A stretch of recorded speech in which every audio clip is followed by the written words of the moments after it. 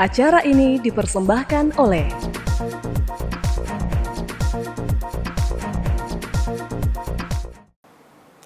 Halo pemirsa Unhas TV, senang sekali saya Fasya Rahman dapat kembali menjumpai Anda dalam Unhas Daily.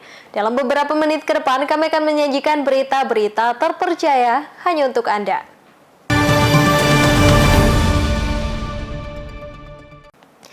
Pemirsa, sistem kelistrikan di Sulawesi bagian selatan sudah memanfaatkan 43% energi baru terbarukan dari keseluruhan pembangkit listrik yang ada, di mana nilai tersebut lebih besar dari target nasional. Simak informasi selengkapnya untuk Anda. Presiden Republik Indonesia Prabowo Subianto menekankan pentingnya pengembangan sektor ketenaga listrikan berorientasi energi baru terbarukan, disingkat EBT. Ini ditekankan Prabowo saat meresmikan 37 proyek ketenaga listrikan di 18 provinsi di PLTA Jatigede, Sumedang, Jawa Barat, 20 Januari 2025. Untuk sistem ketenaga listrikan di wilayah Sulawesi bagian selatan yang diatur oleh PLN Unit Induk Distribusi Sulawesi Selatan, Sulawesi Tenggara, dan Sulawesi Barat, sebagian besar telah menggunakan energi baru terbarukan. Menurut Manajer Komunikasi dan Tanggung Jawab Sosial dan Lingkungan PLN UID Sulsel Rabar, Ahmad Amirul Syarif, sistem kelistrikan di wilayah Sulawesi bagian selatan merupakan salah satu sistem kelistrikan yang mayoritasnya menggunakan energi baru terbarukan, di mana sistem kelistrikan Sulbaksel telah memanfaatkan energi baru terbarukan dengan persentase mencapai 43% dari target nasional yang sebesar 25%. Secara sistem kelistrik, secara sistem bauran pembangkit, sistem Sulbaksel itu merupakan salah satu sistem kelistrikan yang mayoritasnya itu adalah EBT atau energi baru terbarukan. Ya, jadi sekitar 43% itu sudah menggunakan EBT ya, di mana target nasional sebetulnya itu hanya 25% dari total pembangkit, sementara di sistem kelistrikan Sulawesi Selatan itu EBT-nya sudah 43%. Ya, terdiri dari pembangkit listrik tenaga air, seperti PLTA ya, PLTA dan PLTMH namanya, mikrohidro. Ya, itu kemudian ada juga pembangkit listrik tenaga bayu yang ada di Jeneponto dengan Sidrap yang angin ya. Itu salah satu jenis-jenis pembangkit yang dari EBT, seperti itu. Ahmad Amirul menambahkan energi baru terbarukan ini dihasilkan dari pembangkit listrik tenaga air PLTA, pembangkit listrik tenaga mikrohidro PLTMH, juga pembangkit listrik tenaga bayu PLTB.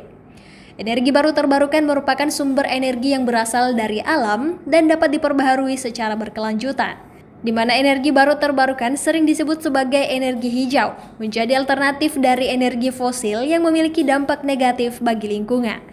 Fasya Rahman, Rahmatia, Unhas TV. Pemirsa, Kementerian Komunikasi dan Digital Komdigi akan memfokuskan 3 hal dalam menyusun aturan perlindungan anak di ruang digital. Salah satunya perihal batas usia anak saat mengakses media sosial bagi anak. Lantas bagaimana tanggapan Ketua Program Studi Psikologi Universitas Hasanuddin terkait peraturan pembatasan usia ini? Simak berita selengkapnya. Dalam melindungi anak di ruang digital, Kementerian Komunikasi dan Digital atau Komdigi mewacanakan pembuatan draft aturan untuk membatasi anak mengakses media sosial. Ini didorong adanya dampak negatif internet pada anak. Terkait hal tersebut, Ketua Program Studi Psikologi Universitas Hasanuddin Makassar, Dr. Ikhlas Nanang Afandi SPSI MA, menekankan pentingnya penetapan batas usia minimal untuk penggunaan media sosial. Menurutnya hal ini perlu diatur lebih ketat, bahkan melalui regulasi yang lebih formal seperti undang-undang atau peraturan daerah. Dr. Ikhlas Nanang menjelaskan, jika tingginya angka kekacauan yang melibatkan anak-anak dan remaja, seperti kasus human trafficking, pemerkosaan, pembunuhan, dan bahkan bunuh diri, seringkali dipicu oleh dampak negatif media sosial. Sebab kondisi saat ini belum dapat mencegah anak untuk mengakses konten negatif. Kalau merujuk pada tingginya angka kekacauan yang terjadi pada anak dan remaja, human trafficking, pemerkosaan, ya toh, pembunuhan, bunuh diri, dampak negatif dari medsos, saya setuju. Penggunaan batas minimum. Penggunaan batas minimum. apalagi untuk anak-anak ya. Untuk anak-anak, kita kan tidak bisa mengatur tuh mereka yang akses konten-konten seperti apa. Ya dalam psikologi kan anak kecil itu yang paling mudah untuk terpengaruh. Ya anak di bawah umur lah begitu ya, di masa perkembangan yang mereka melihat, mencontoh, tidak memproses. Melihat, mencontoh. Misalnya ada video-video tentang kekerasan, itu kan bisa mereka akses, mereka lakukan. Ada video tentang porno, kontennya porno, mereka bisa meniru itu. Dr. Ikhlas Nanang pun menjelaskan jika pembatasan ini sangat penting untuk melindungi anak-anak dan generasi muda. Ia mengusulkan agar kebijakan tersebut diatur dalam undang-undang atau perda agar lebih efektif dalam mencegah dampak negatif dari media sosial. Selain itu penting pula untuk melakukan pengawasan lebih ketat terhadap akses gadget untuk anak-anak.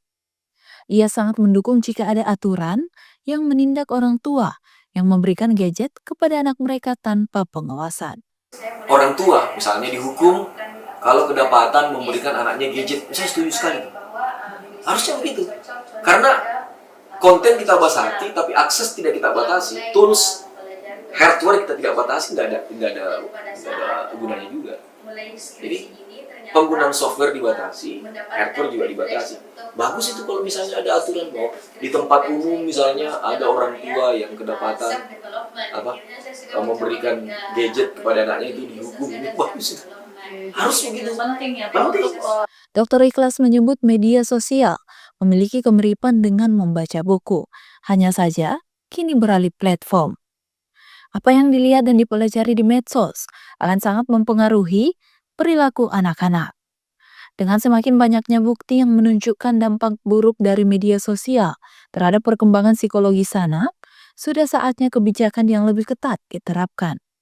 Di mana pembatasan usia dan pengawasan ketat tersebut menjadi langkah yang perlu dilakukan untuk melindungi generasi muda dari konten negatif yang bisa membahayakan mereka. Andra Ririn Karina, Onhas TV. Tak jauh dari New Jersey yaitu di Metuchen, sebuah toko grocery dan restoran menjual berbagai produk dan masakan Indonesia. Baru berdiri 2 tahun di atas market yang dikelola oleh sebuah keluarga asal Manado. Setiap tahunnya berhasil peroleh penghargaan bisnis terbaik dari organisasi Kadin setempat. Nah, ini sekarang kita lagi ada di New Jersey dan kita akan menuju sebuah kota kecil sebenarnya sih, suburb gitu ya, nggak jauh dari pusat kota New Jersey. Dan Main Street ini pernah terpilih tepatnya tahun lalu 2023 itu meraih penghargaan sebagai Main Street terbaik.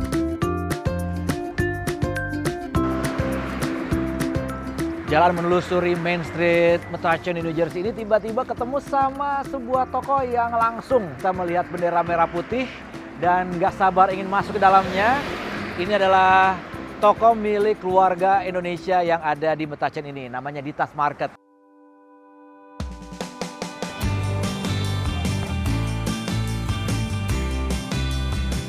Saya tuh seneng masak di rumah.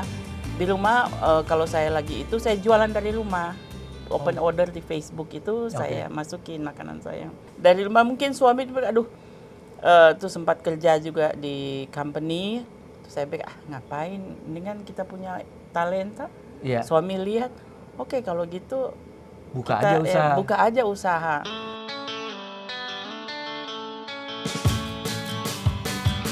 Karena kita tahu juga bikinnya langsung di sini, ini wajib nih beli nih, kita bawa. Jadi bikinnya di dalam. Iya, kita bikin ya, kita sementara proses. Ini yang kita pakai sendiri. Kalau kita jual kita pakai plastik yang depan. Jadi membuat tempenya itu fresh langsung di sini. Berapa lama ini biasanya, Bu? Biasa 3 hari. Dan ini dapurnya kita intip aja dari sini. Dan ini keluarga semua. Iya. Bisa kita perkenalkan juga, ada Julia, Lolita. Dan nanti kita ngobrol juga nih, karena ini juga chef sebenarnya nih. Punya restoran juga terkenal di Jakarta nih. Kemudian Nadia. Nah, masak di sana dengan masak di sini perbedaannya apa yang paling dirasakan? Cabai rawit yang beda. Oh, beda cabenya? Beda, bukan beda ya. Jadi kita di sini yang harus di bawah, level bawah. Oh, ya kalau di sana aslinya pedas ya? Iya, kalau sana ciri khas masakan Manado itu pasti pedas. semua serba cabai ya. Tapi kalau di sini kita harus pakai sweet bell pepper supaya balance. Oh, oke. Paling sulit bikin apa di Amerika? Mungkin di Indonesia gampang karena Kalau bahan-bahan. sebenarnya Kalau di sini paling apa? sulit itu kita bumbu. Bumbu ya. Karena kita harus kasih tahu ciri khas Indonesianya. Sedangkan bumbu sini kan ikut musim. Oh bener. Itu dia ya. Jadi ada yang menu-menu yang kita harus pakai kemangi, kita nggak pakai kemangi. Pakainya apa dong?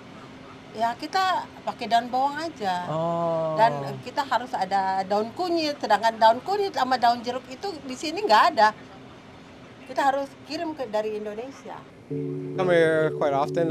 Actually, my wife loves the eggplant. Typically, we don't eat eggplant like this, and we don't have a lot of spicy food. I like spicy. Some of it's very spicy for me, too spicy. But generally, all very good. I don't eat a lot of beef, but the beef is very good. And I like the chicken. Lemongrass chicken is my favorite.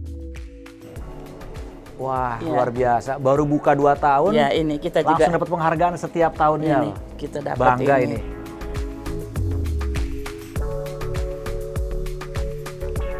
Untuk usaha makanan kayak gini, sulit nggak sih izinnya kalau di kota ini? Karena saya dengar juga Matachan ini kan juga sangat mendukung small business ya. Yes, itu bagusnya, itu mayor kita juga, mereka juga dukung yang bisnis kecil begini. Dan kebetulan juga Matachan ini ya gimana ya, strike juga. Ya. Strike juga, tapi bukan strike-nya, tapi ikut itu aja lah peraturan lah. Ikut peraturan itu akan Ya. dibantu. Ada rasa durian, Aha. merah, kacang hijau, Durian, kacang merah, kacang hijau. kacang hijau sama buah nanas sama pepaya. Asik ya, kita udah ngeliat bisnis diaspora Indonesia yang ada di Matachan, New Jersey ini. Udah makan juga makanan Indonesianya yang enak banget. Kalau gitu sekarang saatnya saya pamit. Irfan Isan, Nur Hadi Sucahyo, dan juga Taris Dirziman. Sampai ketemu lagi. Bye-bye.